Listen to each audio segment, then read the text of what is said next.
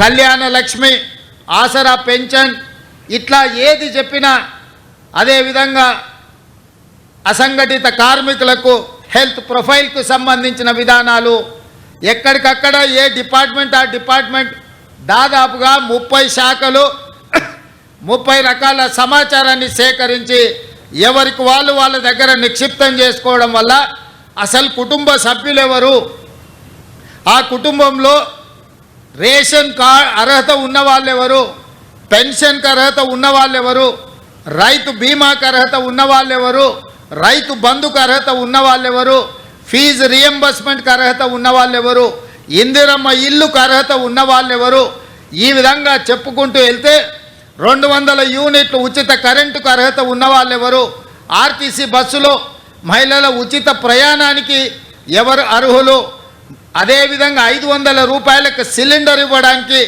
ఎవరు అర్హులు, ఇట్లా ఎక్కడికక్కడ రకరకాల సమాచారము రకరకాల శాఖల దగ్గర ఉండడం వల్ల మెరుగైన విధానంతో పరిపాలన సాగించడానికి, ప్రజలకు మెరుగైన సేవలు అందించడానికి వస్తున్న ఇబ్బందులన్నిటిని కూడా రాష్ట్ర ప్రభుత్వం ఒక అంచనాకు వచ్చింది. అందుకే ఈరోజు రాష్ట్ర ప్రభుత్వం 30 శాఖల దగ్గర ఉన్న సమాచారాన్ని అంతా ఒక్క ఫ్యామిలీ డిజిటల్ కార్డుకి ఒక్క క్లిక్, ఎట్లయితే ఆధార్ను ఆ రోజు మన్మోహన్ సింగ్ గారు ప్రవేశపెట్టడంతో ప్రతి మనిషికి దేశంలో గుర్తింపు వచ్చిందో, 137 కోట్ల మందికి ఈరోజు ఆధార్ ఉంది అని అంటే అదే ఆధారమైంది ప్రభుత్వం ఇచ్చే సంక్షేమ పథకాలకు. అట్లాంటి ఆధార్ను ఇంకా మెరుగుపరిచి ఈరోజు ఫ్యామిలీ డిజిటల్ కార్డు రూపంలో ప్రతి కుటుంబానికి అర్హత కలిగిన వాళ్లకు అన్ని సంక్షేమ పథకాలను అందుబాటులోకి తీసుకురావాలని ఒక్క క్లిక్తో సమాచారం అంతా సంక్షిప్తంగా ఉండి ప్రభుత్వ శాఖలలో ఉండే అధికారులకు అందుబాటులో ఉండాలని ఇవాళ ఈ విధానాన్ని ప్రవేశపెట్టినాం. ఈరోజు ఈ family digital card 1 nation 1 ration ఏదైతే ఉన్నదో ఆ విధానంలో భాగంగా 1 స్టేట్ 1 కార్డ్, తెలంగాణ రాష్ట్రంలో ప్రతి కుటుంబానికి ఒక గుర్తింపు కార్డుని ఇవ్వాలి. ఆ గుర్తింపు కార్డులో వాళ్ళకు అందుబాటులోకి తీసుకొచ్చిన సంక్షేమ పథకాలన్నిటిని కూడా డిజిటలైజ్ చేసి కంప్యూటర్లో పొందుపరిచి ఏ శాఖ కావాలన్నా వాటిని చూడడానికి అర్హులైన వాళ్ళందరికీ సంక్షేమ పథకాన్ని అమలు చేయాలని ఈ విధానాన్ని తీసుకొచ్చినాము. ఇవాళ ఈరోజు ప్రవేశపెడుతున్న ఫ్యామిలీ డిజిటల్ కార్డు, ఇదే రేషన్ కార్డు, ఇదే మీ ఆరోగ్యశ్రీ కార్డు, ఇదే మీ రైతు బీమా కార్డు, ఇదే మీ ఫీజు రియంబర్స్మెంట్ కార్డు, ఇదే మీ ఇందిరమ్మ ఇల్లుకు అర్హత, ఇదే మీకు కళ్యాణ లక్ష్మిని పొందడానికి అర్హత వస్తుంది. ప్రతి సంక్షేమ పథకం 200 యూనిట్లు ఉచిత కరెంటు కావచ్చు, ఆర్టీసీ బస్సు ఉచిత ప్రయాణం కావచ్చు, ఈ రకంగా రాష్ట్ర ప్రభుత్వం అమలు చేస్తున్న ప్రతి సంక్షేమ పథకాలను ఇందులోకి తీసుకొచ్చి అన్ని రకాలుగా మీ కుటుంబాలకు ఈ కార్డు ఒక రక్షణ కవచం కల్పించడానికే ఈ ఫ్యామిలీ డిజిటల్ కార్డుని రాష్ట్ర ప్రభుత్వం తీసుకొచ్చింది. ఇదే కాదు, ఈరోజు చాలామంది నన్ను కలుస్తున్నారు, అయ్యా మా పిల్లగాడికి పెళ్ళి అయింది, మా ఇంటికి కోడలు వచ్చింది, మా పిల్లగాడికి కూడా సపరేట్ రేషన్ కార్డు కావాలి, ఎందుకంటే వాడి కుటుంబం సపరేట్ అయిపోయింది, గతంలో పెళ్ళి కానప్పుడు తల్లిదండ్రులుగా మా దగ్గర ఉన్నాడు, ఇప్పుడు మా అబ్బాయికి పెళ్ళయింది, అతనికి కూడా ఒక రేషన్ కార్డు కావాలంటారు. మరి ఏ విధంగా దీన్ని వాళ్ళకి ఇవ్వాలి, ఇచ్చిన సంగతి వాళ్ళకి ఎట్లా తెలవాలి? అదేవిధంగా కొన్ని కుటుంబాలలో వయసు మీద పడిన వాళ్ళు చనిపోతే వాళ్ళ వివరాలు తొలగించడానికి ఒక సమస్య అవుతున్నది. అదేవిధంగా సక్సెషన్ సర్టిఫికెట్, కుటుంబంలో పెద్ద చచ్చిపోయినప్పుడు చనిపోయిన సర్టిఫికెట్ తీసుకెళ్ళి రెవెన్యూ డిపార్ట్మెంట్కి వెళ్ళి ఆస్తులు విరాసత్ చేసుకోవాలంటే, వాళ్ళ పిల్లలకు బదిలీ చేయాలంటే కూడా అదొక పెద్ద ప్రక్రియగా మారి ఈరోజు పేదలకు ఒక ఇబ్బందికరంగా తయారై ప్రభుత్వ ఆఫీసులో చుట్టూ తిరగాల్సిన పరిస్థితి వచ్చింది.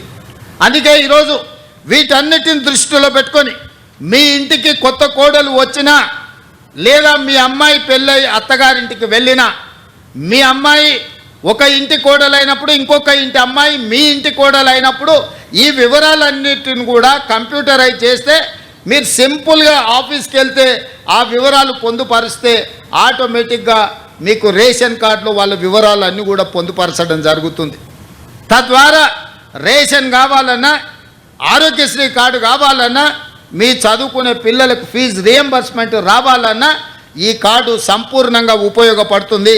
ఇదే కాదు, రాజీవ్ ఆరోగ్యశ్రీ లేదా ముఖ్యమంత్రి సహాయ నిధి నుంచి మీ వైద్యానికి మీరు సహాయం పొందుతున్నారు.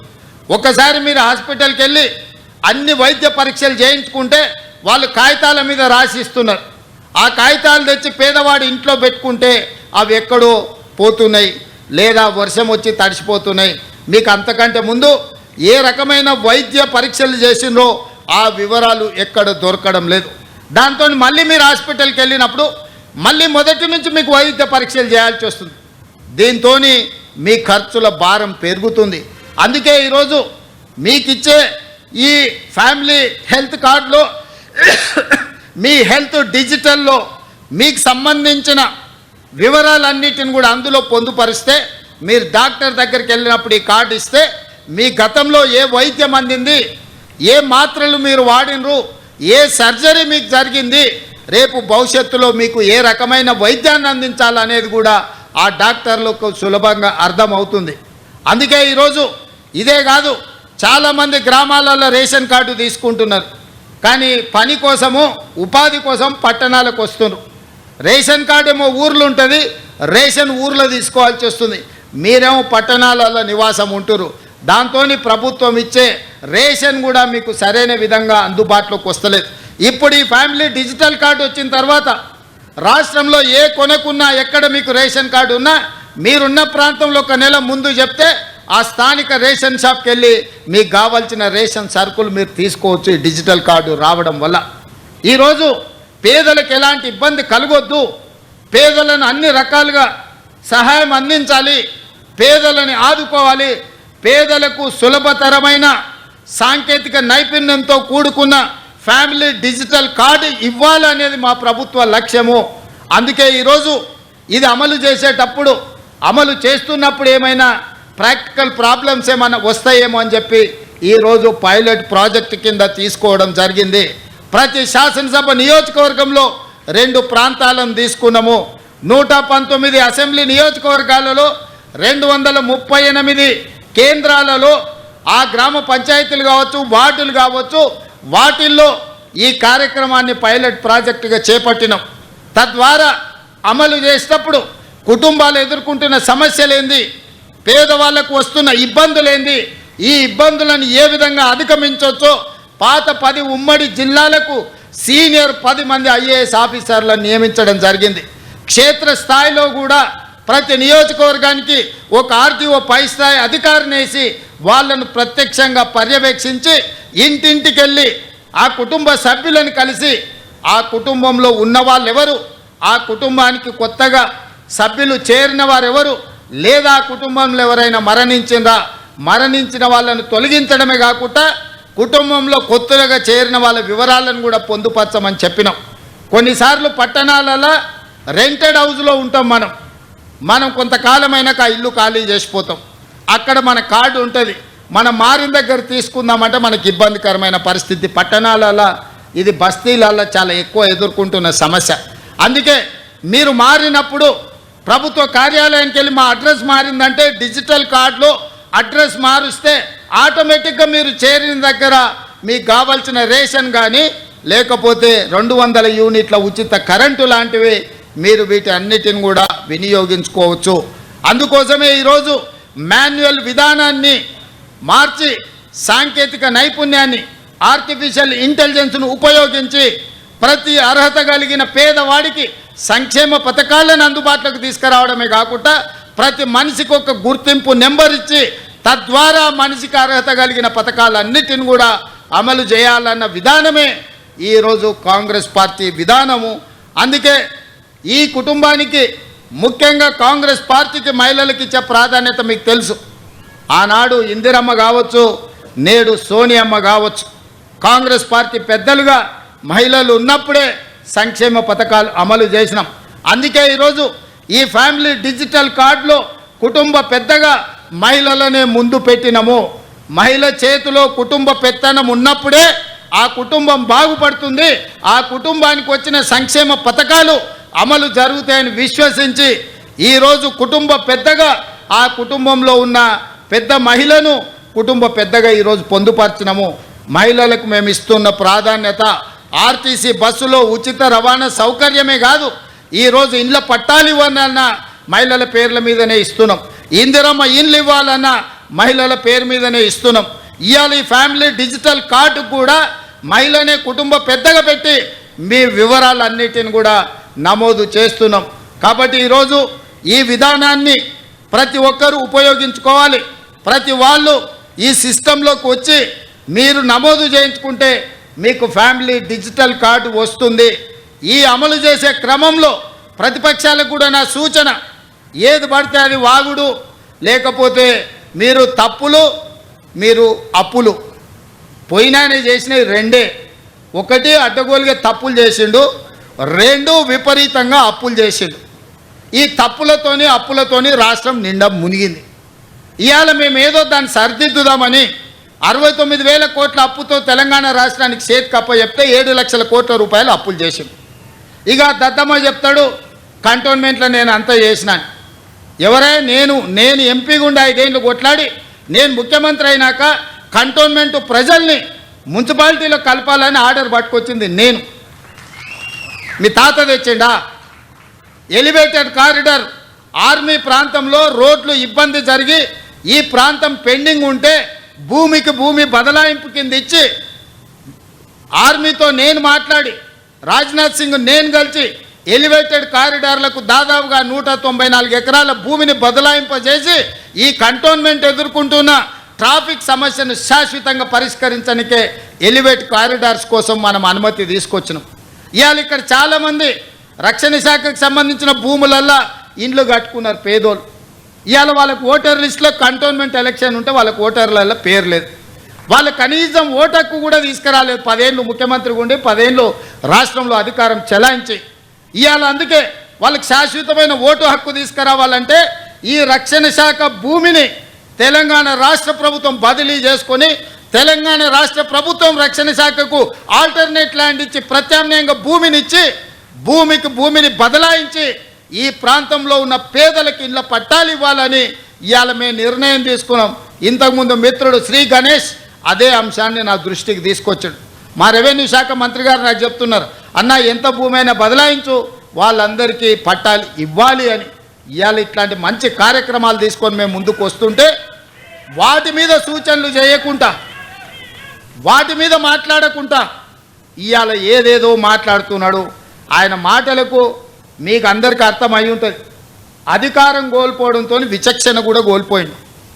ఏం మాట్లాడుతున్నాడో ఎందుకు మాట్లాడుతున్నాడో నాకైతే అర్థం కాలే. 10 ఏళ్ళు మీరు ఉన్నారు, 10 ఏళ్ళు ఏలినరు, నిరుద్యోగుల ఉసురు పోసుకున్నారు, మీ ఉద్యోగం వాళ్ళు ఊడగొట్టారు. ఈ ప్రభుత్వం వచ్చినాక 90 రోజుల్లో 30,000 ఉద్యోగాలు ఇదే ఎల్బీ స్టేడియంలో ఒక్కొక్కరికి పేరున పిలిచి వాళ్ళకు ఉద్యోగాలు ఇచ్చింది ప్రభుత్వం కాదా? మరో 30-35,000 ఉద్యోగాలు ఈ డిసెంబర్ లోపల ఇవ్వాలని నిన్నగాక మొన్న 11,062 మంది టీచర్ ఉద్యోగాల ఫలితాలు ప్రకటించి రేపు 9 తారీఖు నాడు అదే ఎల్బీ స్టేడియంలో పేదలకు విద్య చెప్పే ఈరోజు టీచర్ల నియామకాలు ప్రభుత్వం చేపట్టబోతుంది. అదేవిధంగా వైద్య రంగంలో వేలాది మంది పోస్టుల పారామెడికల్ సిబ్బందిని మన ప్రభుత్వం వచ్చినాక నియమించింది. ఇవాళ ఒక్కొక్క సమస్యను పరిష్కరించుకుంటూ హైదరాబాద్లో ట్రాఫిక్ సమస్యను పరిష్కరించుకుంటూ హైదరాబాద్కు వచ్చిన వరదల్ని పరిష్కరించుకుంటూ హైదరాబాద్ కూరుకుపోతున్న బురదలో నుంచి నగరాన్ని కాపాడాలని ఒక మంచి ఆలోచనతోని ముందుకు వస్తే దాని మీద కూడా బురద జల్లుకుంటూ తిరుగుతున్నారు బామర్దులు. నేను అంటున్న కిరాయి మనుషులతో మీరు చేసే హడావిడి తెలంగాణ సమాజం నిశ్చితంగా గమనిస్తుంది. ఇవాళ పేదలకు అన్యాయమైందని ఏడుస్తున్నారు కదా. ఈ తెలంగాణ రాష్ట్రాన్ని దోసుకున్న నిధులు మీ పార్టీ ఖాతాలో 1,500 కోట్లు ఉన్నాయి. ఒక 500 కోట్లు తీసి ఆ మూసీలో మునిగిపోయిన వాళ్ళకి పంచిపెట్టండి. మీకు అధికారంలోకి రాకంటే ముందు తొడుక్కోవడానికి చెప్పులు కూడా లేవు కదా. ఈరోజు 1,500 కోట్ల రూపాయలు మీ పార్టీ ఖాతాలో ఉన్నాయి. అది ఎవరి సొమ్ము? తెలంగాణ ప్రజల సొమ్ము కాదా? ఇవాళ తెలంగాణ ప్రజలు మూసీలో ఉన్న పేదలు బాధలు ఎదుర్కొంటున్నారని మీరు మాట్లాడుతున్నారు కదా. ఒక 500 కోట్ల రూపాయలు మీ పార్టీ ఖాతాలో నుంచి తీసి వాళ్ళకి పంచి పెట్టండి. వాళ్ళకి ప్రత్యామ్నాయం ఏం చేయాలో చెప్పండి. ఈరోజు ఈ ప్రభుత్వం సిద్ధంగా ఉంది వినడానికి. హైడ్రా గురించి అసెంబ్లీలో చర్చ పెట్టినప్పుడు ఈ సన్నాసులు పారిపోయినరు, మాట్లాడలేదు. హైడ్రా మీద అసెంబ్లీలో చర్చ జరగలేదా? ఆ రోజు మీరు సూచన చేసి ఉంటే ఈరోజు మీరు అడ్డగోలుగా మాట్లాడాల్సిన అవకాశమే లేకపోతుండే కదా. ఈరోజు పేదలకు ఏం చేద్దామో చెప్పండి. మీ తాత సొమ్ము మా తాత సొమ్ము ఇచ్చేది లేదు. ప్రజలు కట్టిన పన్నుల నుంచి పేదలకు ఇవాళ 12,000 మంది బఫర్ జోన్లో లేకపోతే నదీ బెడ్డులో మూసి పరివాహక ప్రాంతంలో ఉంటే 15,000 డబల్ బెడ్రూమ్ ఇండ్లు ఇవాళ మనం కేటాయించడానికి నేను ఆదేశాలు ఇచ్చిన. మూసి మురికిలో దోమలతోని కలుషితమైన నీళ్లతోని అక్కడ బతకలేని శవాలుగా జీవోత్సవాలుగా ఉన్న పేదవాళ్లకు ఆత్మగౌరవంతో బ్రతకడానికి ఇల్లు ఇచ్చి ఇంటి ఖర్చులకు 25,000 ఇచ్చి మా అధికారులు అక్కడ ఉండి వాళ్ళని ఇంటి దగ్గర దిగబెడుతుంటే అభినందించాల్సింది పోయి అన్యాయంగా మాట్లాడుతున్నారు. డబుల్ బెడ్రూమ్ ఇల్లు కంటే ప్రత్యామ్నాయం ఏముందో చెప్పండి. పంచుదాం, ఇది ప్రజల సొమ్ము, మేము సిద్ధంగా ఉన్నాం బాధ్యత తీసుకోవడానికి. ఇవాళ పేదల సంక్షేమం అమలు చేయడమే మా బాధ్యత. చేతనైతే రాండి, అఖిలపక్ష సమావేశాన్ని పిలుస్తాం, మీరు రాండి, ఏం చేయాలనో చెప్పండి. ఏది చేసినా వద్దనడం, మీ చేతగాని తనాన్ని కప్పిపుచ్చుకోవడానికి మమ్మల్ని ఏ ప్రయత్నం చేయొద్దనడం ఇది సమంజసమని నేను అడుగుతున్నా. 10 నెలలు కూడా కాలే మేము అధికారంలోకి వచ్చి. 10 ఏళ్ళు ఈ రాష్ట్రాన్ని దోసుకతిన్న మీరు ఇవాళ ఆగర్భ శ్రీమంతులు ఎట్లయినరు? మీరు మాత్రం ఫామ్ హౌజుల్లో ఉండాలి. మీ ఫామ్ హౌజులను కాపాడుకోవడానికే కదా ఇవాళ వీళ్ళను ముసుగు దొడుకొని రక్షణ కవచంగా పెట్టుకొని పేదోళ్ళను పెట్టి కూలగొట్టొద్దు అంటారు.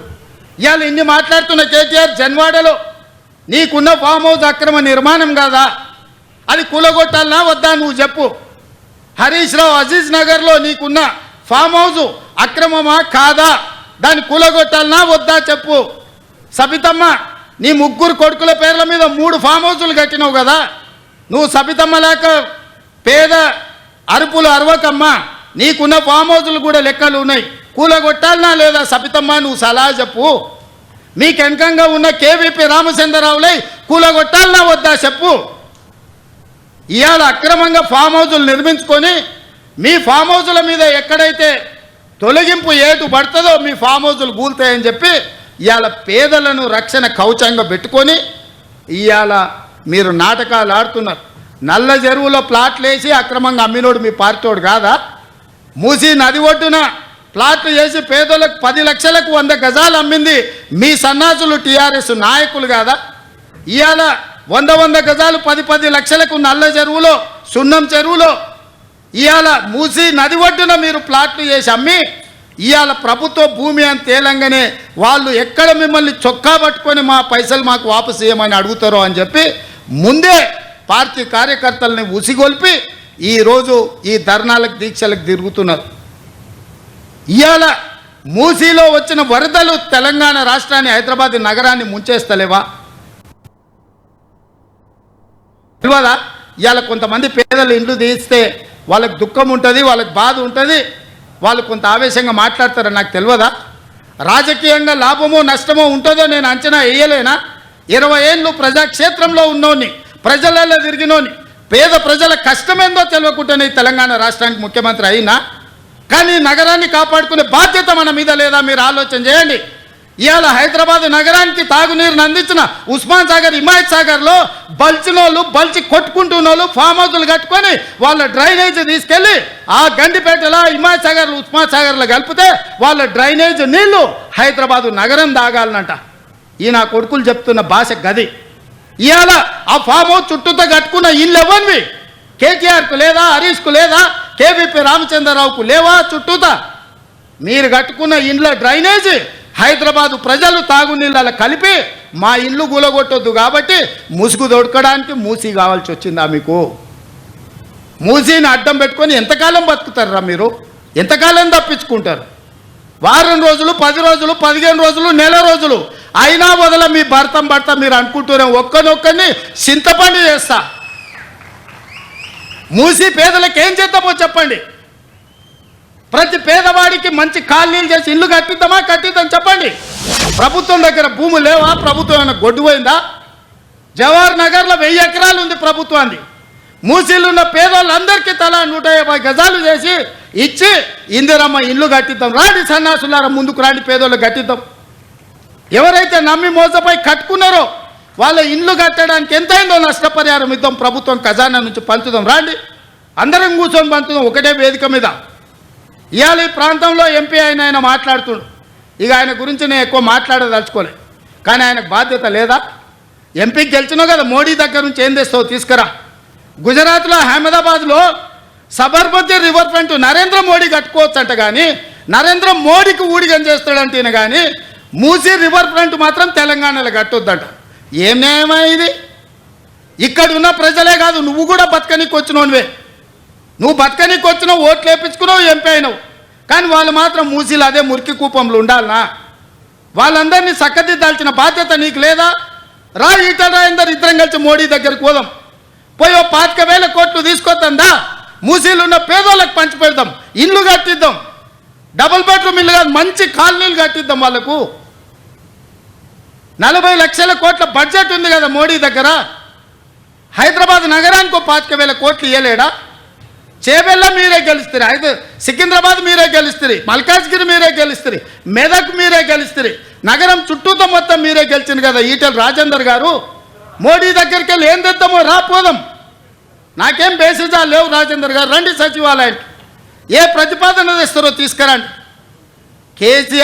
కేటీఆర్ హరీష్ రావు మొదటి రోజు మాట్లాడతారు, తెల్లారా జిరాక్స్ కాపీ తీసుకొని ఈటల రాజేందర్ మాట్లాడతారు. ఏందా ఈ భాగవతం? ఏమనికి అర్థమైతే లేదా? 10 ఏళ్ళు వాళ్ళతో మంత్రుండి నువ్వేం వెలుగబెట్టినావు తెలంగాణ సమాజం గమనిస్తలేదా? గౌరవం పెట్టుకోండి రాజేందర్ గారు. మీరు మిమ్మల్ని గౌరవించాలనే మేము అనుకుంటున్నాం, కానీ మీరు ఆ గౌరవం నిలబెట్టుకునే పరిస్థితి లేదు. మీరు పార్టీ మారినరు, వేరే పార్టీ ఎంపీ అయినరు, కానీ పాత వాసన మాత్రం మీకు పోతలేదు. ఆ గత్తర వాసన అట్లనే మీతో కొడుతుంది, గత్తు వాసన. నేను ఇవాళ సూటిగా వారికి సూచన చేస్తున్న ఈటల రాజేందర్ గారికి, మూసీ పరివాహక ప్రాంతంలో ఉన్న పేదలకు ఇళ్ళ పట్టాలతో పాటు ప్రధానమంత్రి ఆవాస్ యోజనలో ఇల్లు కట్టిద్దాం. మీరు రాండి, నరేంద్ర మోడీ దగ్గరికి వెళ్దాం, నేను వస్తా, నా మంత్రివర్గాన్ని మొత్తం తీసుకొని వస్తా. మాకేం బేసిజాలు లేవు నరేంద్ర మోడీ గారిని కలవడానికి. వారు ఈ దేశానికి ప్రధానమంత్రి. మనం లక్షల కోట్ల రూపాయల కేంద్రానికి పన్నులు కట్టినాం, 25,000 కోట్లు ఆయన దగ్గర తీసుకొద్దాం, మీరు రండి. అదేవిధంగా హరీష్ కేటీఆర్ కూడా నేను చెప్తున్నా, మీరు ప్రతిపక్షం అంటున్నారు కదా, రండి సచివాలయం 4 రోజులు కానీ లేవకుండా కూర్చుందాం, చర్చ చేద్దాం. చెరువులు ఆక్రమించుకున్నోడు ఎవడు? చెరువులు ఆక్రమించుకున్నోళ్ళు ఎవరు?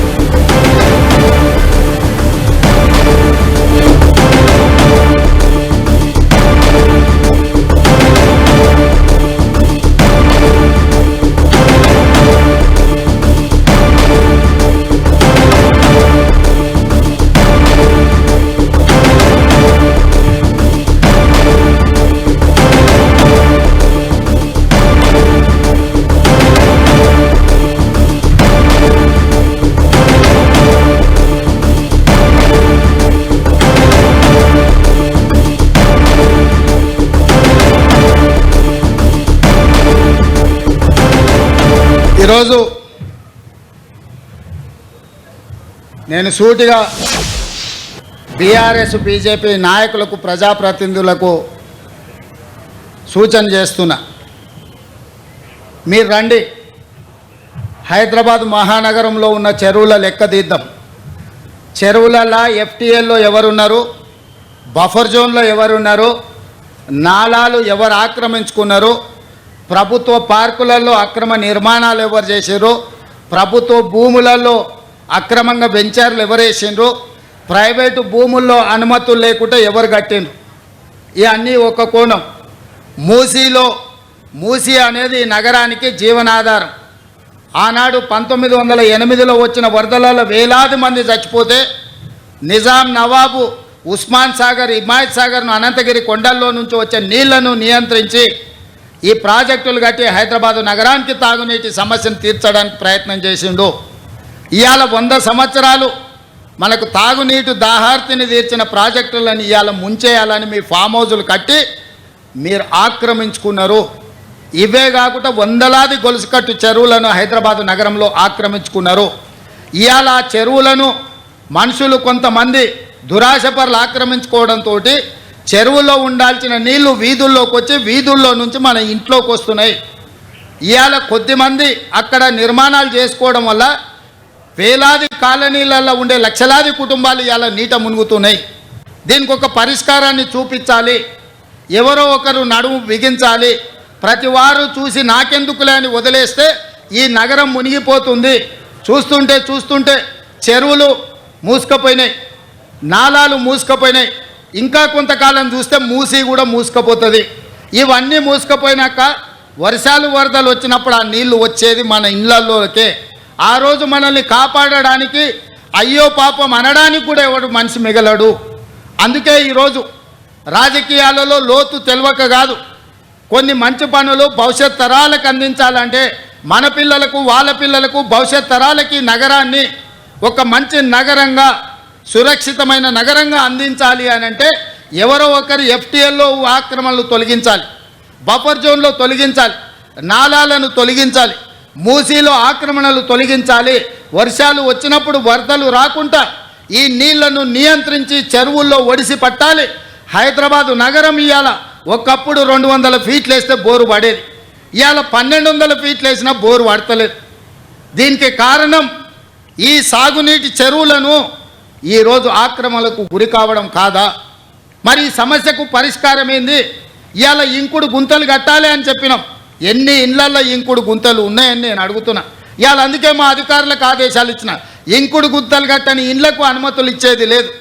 ఇంకుడు గుంతలు లేని ఇండ్లకు నీళ్ల ట్యాంకర్ 2 అంతలు ఛార్జ్ చేయమని మా అధికారులకు నేను ఆదేశాలు ఇస్తున్నా. ఇవాళ వాతావరణం కలుషితం అయిపోయి హైదరాబాదు నగరంలో నీళ్లు అడుగంటిపోయి 2000 ఫీట్లు బోర్ వేసుకున్నా నీళ్లు పడని పరిస్థితి వస్తే ఈ నగరంలో ప్రజలు బతకలేరు. ఈ నగరం సర్వనాశనం అయిపోతుంది.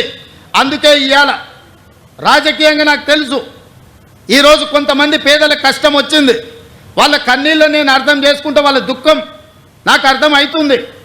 మధ్యతరగతి వాళ్ళు జీవితాంతం కష్టపడి సంపాదించుకున్నది కొంతమంది మోసగాళ్ళ చేత నమ్మి మోసపోయి టీఆర్ఎస్ సన్నాసులను నమ్మి లక్షల రూపాయలు పెట్టి కొనుక్కున్న ఇండ్లు అధికారులు వచ్చి కూలగొడితే ఆ కుటుంబం యొక్క దుఃఖం, ఆ బాధ నాకు తెలుసు. కానీ ఇట్లనే వదిలేసుకుంటూ పోతే ఇవాళ చెరువులను ఆక్రమించుకొని, నాలాలను ఆక్రమించుకొని, మూసీని ఆక్రమించుకుంటే ఈ సమస్యకు పరిష్కారం ఎక్కడ? ఇవాళ వాళ్ళని తొలగించినప్పుడు వాళ్ళకు వచ్చిన నష్టాన్ని ఏ విధంగా భర్తీ చేద్దామో మీరు సూచన ఇవ్వండి. ఈ ప్రభుత్వం సిద్ధంగా ఉంది. ఏ పేదవాడి కన్నీళ్లు మేము చూడదలుచుకోలేదు. ప్రతి